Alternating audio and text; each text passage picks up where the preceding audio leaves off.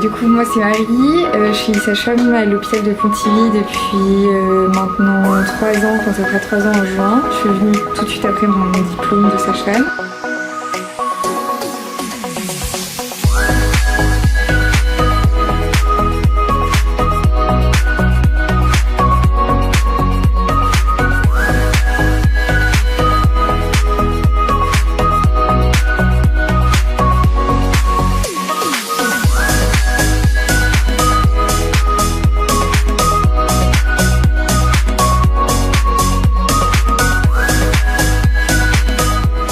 Alors du coup, je suis sage-femme au CHTP, donc je travaille quasiment 2 jours et 2 nuits tout le temps. Après ça alterne, dans la semaine je peux être et 2 jours et 2 nuits, mais comme quasiment toutes les sages-femmes de l'équipe.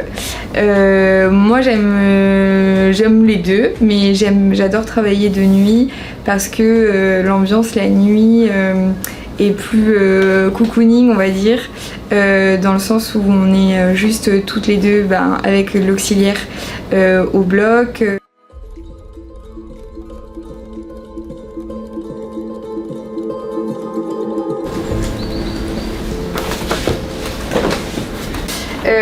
Donc elle est dans son 8e mois pour des métros. On devrait pas tarder, qui est envoyé par le SAMU, voilà. Et autrement, je voulais juste voir pour le déclenchement madame. Donc je vais redonner ces 2 comprimés d'Ambousta. Elle est apéritive, par contre elle a un truc hyper haut cette dame.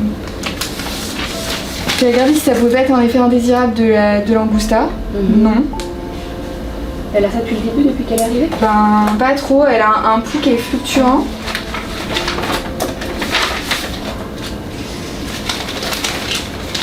C'était cet après-midi.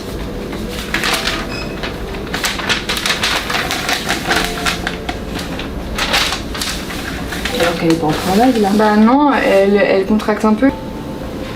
Parce que tout à l'heure quand j'ai fait l'écho, elle se plaignait dans la poitrine.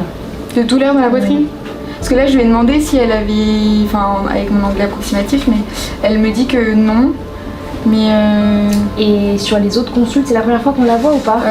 Non. Les autres consultes, il y en a plus ou pas? Sur les monitos, biologie, écho, j'en ai un là.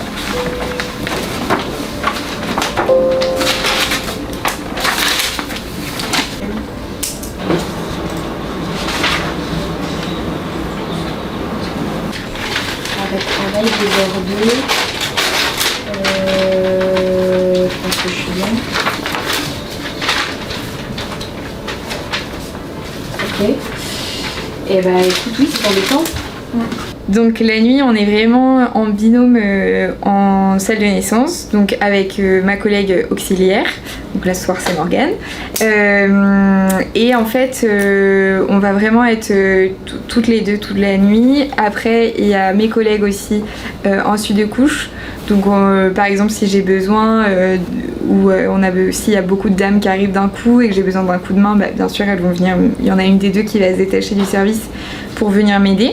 Et autrement la nuit, donc le médecin il est sur place, mais on essaye de le laisser dormir, sauf si on a besoin de lui évidemment. Il est là dans les 5 minutes si on a besoin quoi. Donc on va dire que la journée le médecin est plus en bas à faire ses consultations, tout ça. Et la nuit c'est à peu près pareil au niveau de la gestion. On appelle le médecin dès qu'on a de la pathologie et qu'on a besoin de lui quoi. Tout à l'heure pour estimer le poids du bébé, elle s'est plainte de douleur dans la poitrine. Mais que ça a été fugace, donc je m'en suis pas trop préoccupée parce que j'avais pas cette notion de pouls qui montait. Pour savoir si elle veut en fait un ECG, les gaz du sang, est-ce qu'elle va chercher une EPI ou pas quoi. Ok. Sur la première ok, je lui demande ça. Et une SAT, fais-lui une SAT aussi. La SAT, elle est dessus. 99. Ouais, elle était bien tout du long parce qu'elle tousse beaucoup, elle est malade, alors je me dis est-ce que c'est pas ça? Je me dis elle est comme elle est parce que en même temps bébé monte pas non plus, après elle a pas de fièvre donc c'est aussi logique. Tu lui demandes ça? Ouais. Elle a pas trop de douleur, un petit peu, mais on la déclenche. Elle est pas en travail. On est en train de déclencher mais elle est pas en travail. Par Ambousta. Non, j'ai regardé, j'ai vérifié.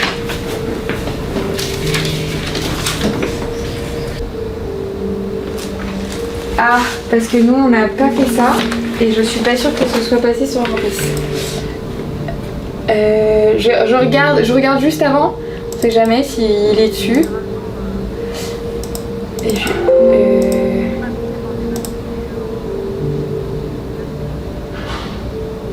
alors, je recherche. Non, j'ai pas l'UCG qui est dessus directement.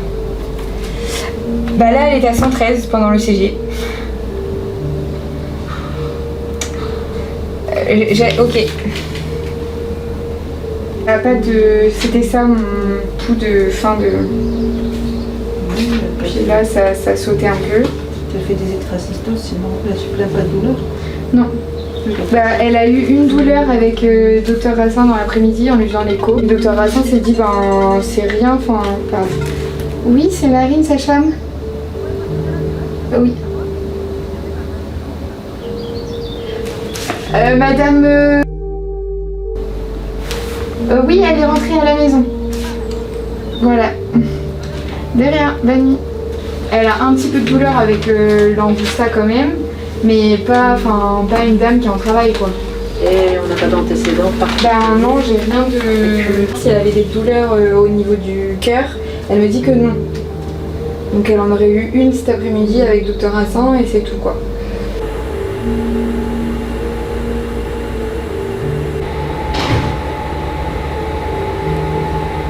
Celui-là il me plaisait bien, je le voulais bien chez moi ce monito. Je vais en pré 2. S'il y a besoin, tu m'appelles.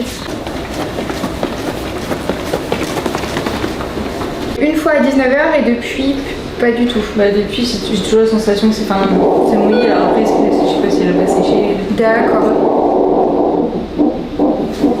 Bébé bouge bien? Ça va, ouais. Ok.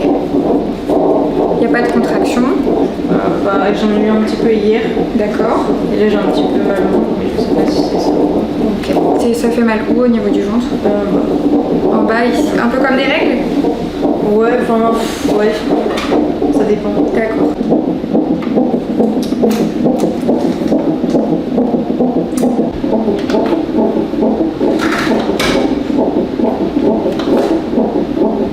Je repasse vous examiner, d'accord? Ok. À tout de suite.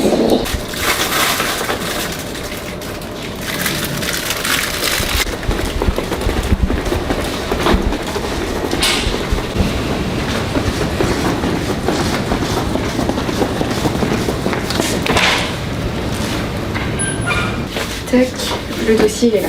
J'ai fait un PV aussi. Voilà. Ok, merci.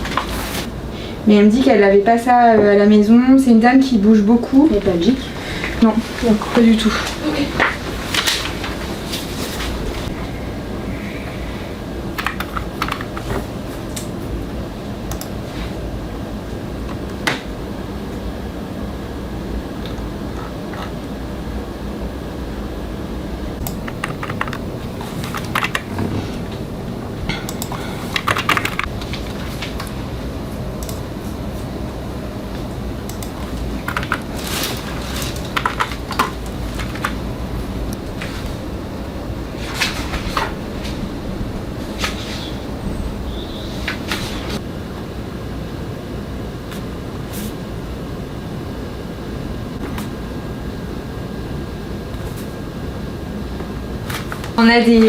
On a des documents à remplir, donc à chaque consultation, il faut qu'on remplisse notre compte rendu, faire un bilan du monitoring, de l'examen gynécologique qu'on a fait ou pas, des questions qu'on a posées à la dame.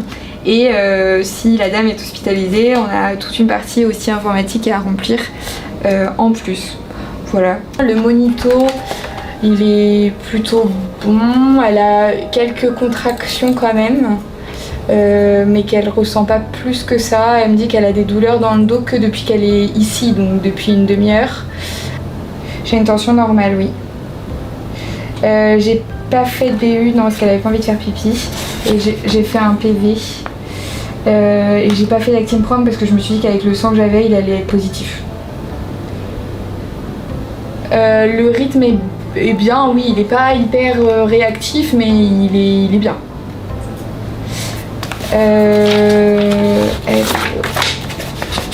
Elle a eu une à 31, elle en a eu une à 30 semaines, mais c'était pas sa T3 du coup.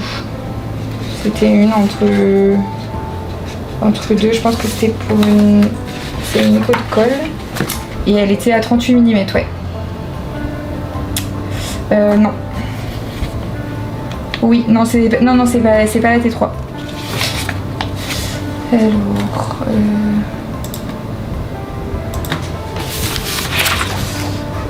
Il n'y a rien de grave. Ouais. Le col est quand même assez long. Je crois, regarde, en fait, elle a 38 la dernière fois. Ouais, bah c'est ça. En fait, en gros, au plus petit, j'avais 30. Ouais. Et parfois, en dehors de la contraction, potentiellement, je suis à 38. J'ai pas refait Spéculum parce que tu l'avais fait. J'ai pas fait de TV parce qu'il est long et qu'en effet, on va pas majorer le risque de saignement. Elle avait quand même fait une morpho Amélie parce que je vois qu'il y a un poids. Le Doppler est bien. Mais c'est un peu nul ce saignement. Bah ouais. Je ferais bien des corticos quand même. Ok. Là, je les ai prévenus qu'ils restaient hospitalisés. Ouais. Pour l'instant, je la transfère pas. Ouais. On fait les corticos. Le sulfate, c'est avant 32. Hein. Oui, mais que si accouchement imminent, je crois. Oui, c'est ça. Oui. Ouais. Mais c'était pour que si on la transfère dans la nuit, si elle se mettait à saigner beaucoup. Et elle est à 31 et... 5. 31 et 5, ouais. Oh, ok. C'est soit ça se tarit, je la garde ici cette nuit, soit ça se majore et on la transfère quoi. J'ai une tension à 9, 6, enfin 10, 6 quoi. Elle m'a dit qu'elle avait toujours eu des tensions basses comme ça. Oui, elle m'a dit qu'elle avait fait. Oui. On a fait normalement. Tac, et je viens d'envoyer le bilan. T'as pas encore l'hémoglobine et tout ça? Non, je pense pas. J'ai regardé, mais je crois. Et je... Tac, ça. Elle peut aller en chambre. Elle la fait pas trop manger pour l'instant. Ouais, ok. On se laisse 1 ou 2 heures de recul. Ok. Ça dépend de quand date le dernier, elles en refont. Là, c'était fini à 22h30, ouais, donc voilà. 6h, c'est 6h30, c'est bon? Même 7 heures. Ok. Et 3 minutes par jour, les corticos. Oui, je vais faire ça avant qu'elle Voilà. parte. Et de toute façon, ils sont prévenus que si ça s'aggrave, elle est transférée. Ok. Elle est ici, là, du coup, entre ses prises en booster. Je dois lui redonner une 3e prise tout à l'heure. Est-ce que je lui donne la 4e? Parce que c'est une prise toutes les 4 heures. Tu vas jusqu'au bout. Si t'as pas pu pousser au déclenchement par rupture synto, je vais au bout du truc quoi. Okay. Ouais. Bah ouais, c'est long. Ça me fait un peu penser à la dame de l'autre jour quoi.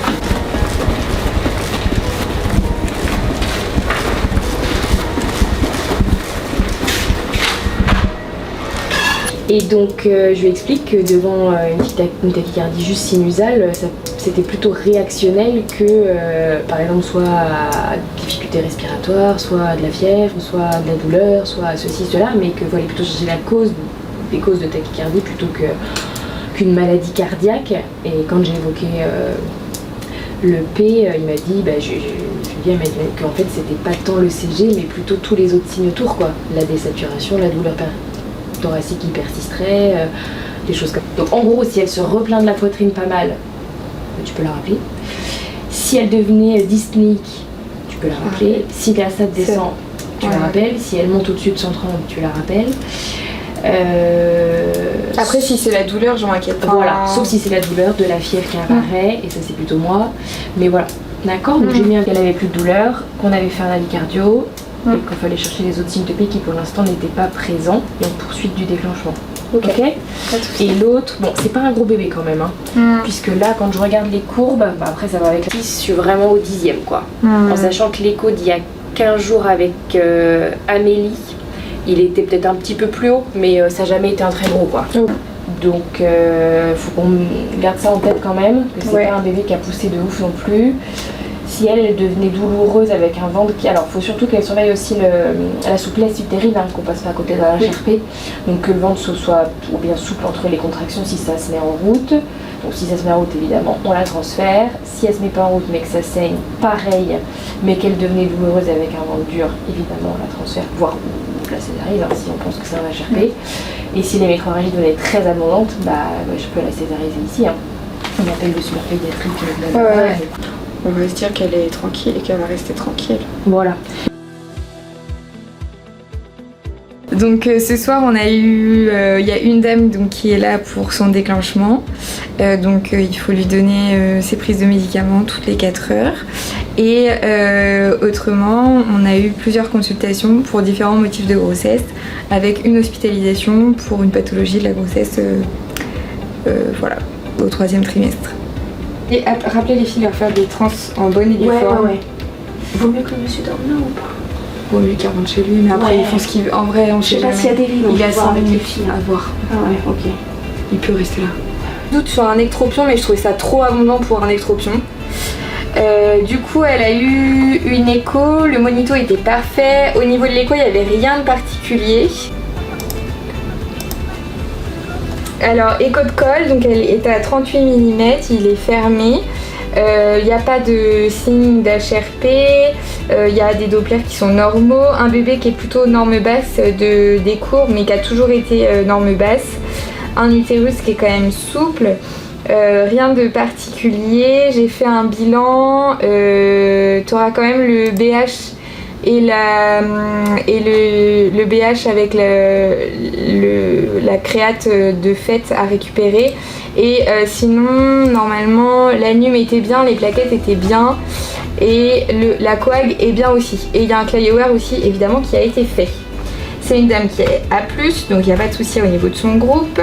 Donc elle voudrait une hospice donc à 23h30, 23h45. Les infos sont données sur un possible transfert au couple.